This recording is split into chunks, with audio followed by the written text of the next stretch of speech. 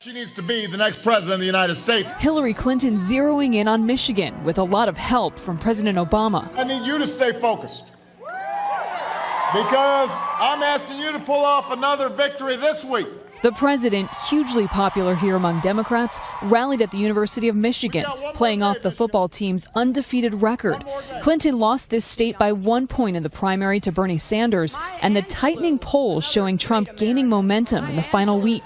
Do you worry that there's an enthusiasm gap when it comes to Hillary Clinton? Well, a little bit. Only, I think, because this was such a unique election. Michael Weiss voted for Sanders in March, but is now throwing his full support behind Clinton. I think there's going to be a lot of enthusiasm tomorrow, and I'm actually going to be one of the people out there helping to take people to the polls or whatever it takes. We've got to defend the American workers' right to organize and bargain for better wages and benefits.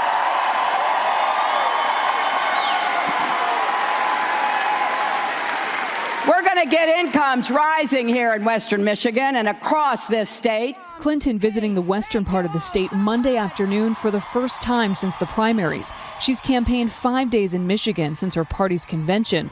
Donald Trump spending 7 days in the state since becoming the nominee. We will stop the jobs from leaving your state. Both focused on trade and jobs. But while the crowd showed up in full force for President Obama, will they show up for Hillary Clinton? To get enthused for this. And are you enthused for this? I'm trying to. Trying to be. Has this been a tough election for you? Yes. A tough election for some. For others, a choice between two undesirable candidates. Just seemed like a lot of drama in the media these days between the both of the candidates. A lot of you won't remember this, but when I ran for the presidency in 2008, the truth is that not a lot of people gave me a chance. You know, I was a skinny guy with a funny name. When we started the campaign, the odds weren't for us, and we had a lot of states to cover, and I had never run a national campaign. And so we had to try to get any support we could, any endorsements we could. So I fly down to South Carolina. I go down to South Carolina for some state legislator's banquet or something, and I'm sitting next to this state legislator, and she hasn't made an endorsement yet. And I ask her for the endorsement. That's what you do when you're kind of trying to get support. And she says, you know what, Obama, I like you. You're a little young, a little green behind the ears, but I like you. I will endorse you if you come to my hometown of Greenwood, South Carolina. I go in, just fall out, alarm goes off, and I feel terrible. I am exhausted. Think I'm coming down with a cold. I open up the curtains. It's pouring down rain outside. Pouring down rain. Horrible day. I make myself some coffee, and I get the newspaper outside my door and open it up. There's a bad story about me in the New York Times. I get dressed, shave, walk out, just kind of still groggy, still staggering. My umbrella blows open. That ever happened to you? As I'm walking out, and I get soaked. I'm just soaked. I get in the car. I say, all right, how long is it going to take to Greenwood? An hour and a half. An hour and a half. So we're driving, and we're driving, and we're driving. Doesn't seem like we're going anywhere. Sheets of rain are pouring down. So I'm about to make my pitch. I'm trying to muster myself up. Let me make the best of this. I'm going to do it quick, and then I'm going to get out of here. And suddenly I hear this voice from the back just shout, "Fired up!" And everybody in the room says, "Fired up!" And I say, "Ready to go." And then I hear the voice say, "Ready to go." And everybody in the room says, "Ready to go." And I don't know what's going on. I think these people are crazy. Maybe I shouldn't have come here. And then I look in the back of the room, and there's this middle-aged woman, and she's dressed like she just came from church. She's got a big church hat, and she got, I think, a gold tooth.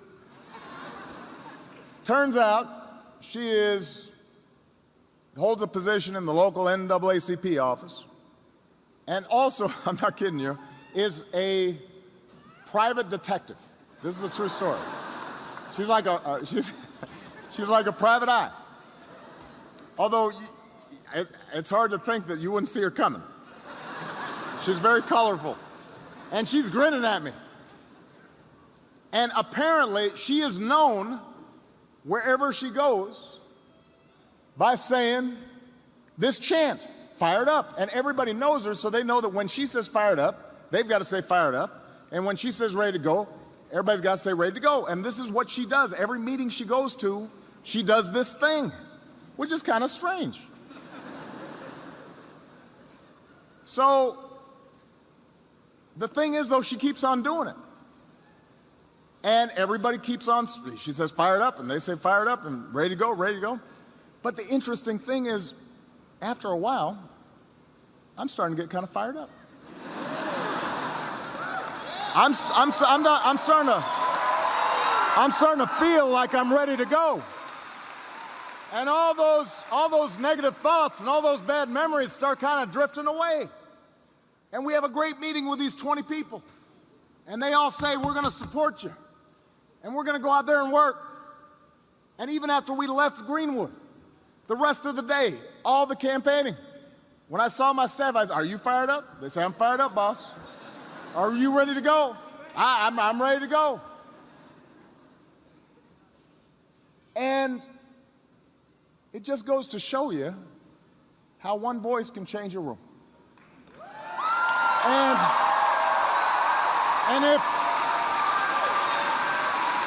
And if it can change a room, it can change a city. And if it can change a city, it can change a state. And if it can change a state, it can change a nation. And if it can change a nation, it can change the world. So I just have one question for you, New Hampshire. Are you fired up? Ready to go? Fired up? Ready to go? Fired up? Ready to go? Let's go finish what we started. Let's elect Hillary Clinton. Let's elect Mackie Asson. I love you, New Hampshire. God bless you. God bless the United States of America. You have to say advantage Clinton as we head into these final hours, and this big national lead is why. 4 points for Secretary Clinton, 46 to 42% heading into the final weekend. In the national CNN poll of polls, that compares favorably. A better lead than President Obama had at this point in 2012. A bigger lead than George W. Bush had at this point in 2004, the last time Republicans won the presidency. National leads, though, don't always win presidential elections. We pick our presidents state by state. So you look at this map, and here's the question. In this frenetic final day, is there a path for Donald Trump? Well, let's start here. Hillary Clinton thinks with early voting she's going to get Nevada. If she does, that puts her over the top, 274 in our count. They also think in the Clinton campaign, again, this is a hypothetical scenario, they think they're going to win North Carolina, again, because of early voting. Trump campaign would push back, but let's give it to her just for the sake of this. And Republicans in New Hampshire are worried. They think over the weekend that state started to break. What if Hillary Clinton wins all those? A hypothetical, but if she does, can Donald Trump still win? That's why he's targeting the big blue states. Donald Trump must win Arizona, for starters. That would get him to 215. No-brainer. Must win Florida. If Donald Trump loses Florida, forget about it. Game over. But if he wins Arizona and Florida, can he take away the blues and come back? That is why in these final days, Donald Trump is saying, I'm going to take Pennsylvania and I'm going to take Michigan. That would do it. Now, 1988, the last time those two big blues went red. Democrats say, dream on, Donald. His campaign says, watch tomorrow. What you gonna do?